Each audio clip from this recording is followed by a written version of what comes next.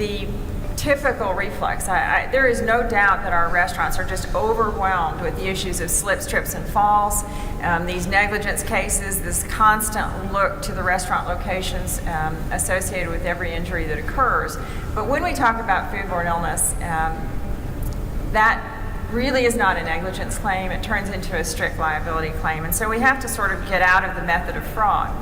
Now, the data that I want to talk to you about in terms of picking up some tips certainly comes from somebody we know well. I'm going to have to back up here. I'm a little sluggish.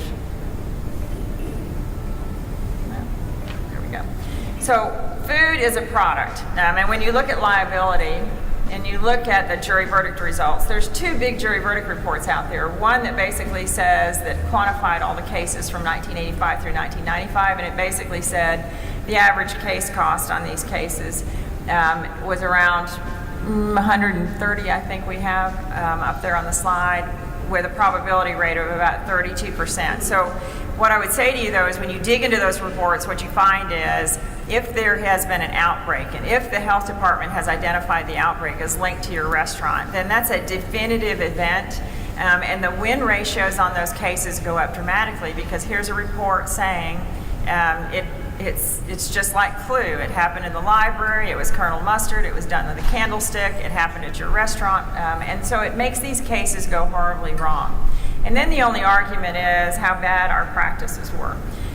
In the current data reports that you guys have seen on the more recent reports, you see that the amount goes to $276,000. So again, an opportunity cost of $276,000, a 40% win ratio, but look at that punitive value. That punitive value is something to think about, the 34% of punitives, and we'll talk about that in a minute. Everyone knows Bill. And so Bill Marler's been out there, Pritzker's been out there. They make these very dramatic stories happen to gin up caseloads for themselves.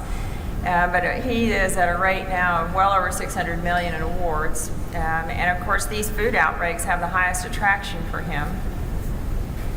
And so he basically says that if there is a foodborne illness outbreak, you have violated the law. His favorite thing to say certainly is to talk about the law and how it holds restaurants liable.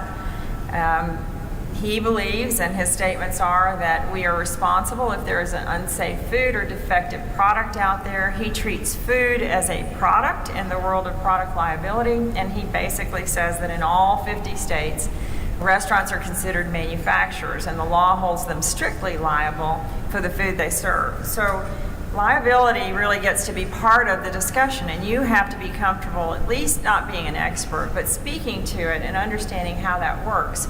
And so from a liability standpoint, what's the difference between negligence and strict liability?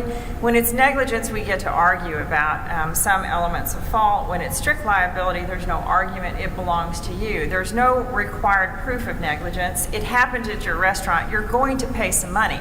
The only argument that we have certainly is how much money we're going to pay. And so restaurants become manufacturers underneath these state laws. Strict liability certainly is the way that the law works. And certainly if we touched it last and we added value, then it is our responsibility. Even if it's a product supplier issue, we are going to have to accept the responsibility of the lawsuits. We may drag in some of our suppliers, but they don't get to bypass us. We're squarely in the crosshairs, certainly, of the legal system. We touched it last and we added value. So why am I talking about our practices? When I look at the landscape of loss in a lawsuit, what you see here is, I call it my Pammy Dearest chart of liability. And so below the line are standard damages. These cases are worth a mechanical effect of cash below the line. If you have interrupted somebody's life, it is the cost of the physical injury, it is the cost of the time and the interruption, it is the damages that we've created for them, if it is standard liability. If our practices are bad and the courts can characterize what we've done as willful, wanton, or with reckless disregard, this is really where we get into free-form damages of the punitive and exemplary values. And so if I have adequate hand washing and I can show records and I can show the technology, I take everything to a below-the-line expense. And why am I making this argument? One, because it's a function of math only at that point. What do people make in terms of their income, as opposed to the drama that's involved with punitives? And second of all, I can even make the plaintiff's attorneys settle early and lose interest in these cases. And so you, as QA managers, become part of the tactical unit of risk management in terms of deflating the value of these cases by virtue of the practices that we have in place. And so that's the argument to management. We can make these cases worthless. We can discourage the plaintiff's attorneys by virtue of being able to demo our practices and always make these cases worth something below the line, only compensatory damage cases. We also see with these HEPA events that these huge calls for inoculations often result in class actions.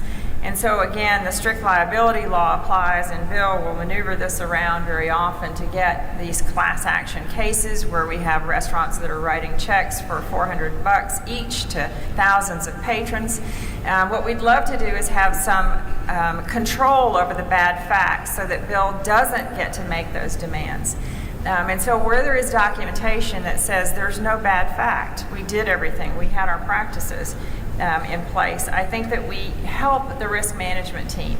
And I think when you look at the probabilities, you can make the argument that if you look at the jury verdict report, if there are just miscellaneous foodborne illnesses with no defined cause, the values are down in the 20,000 range.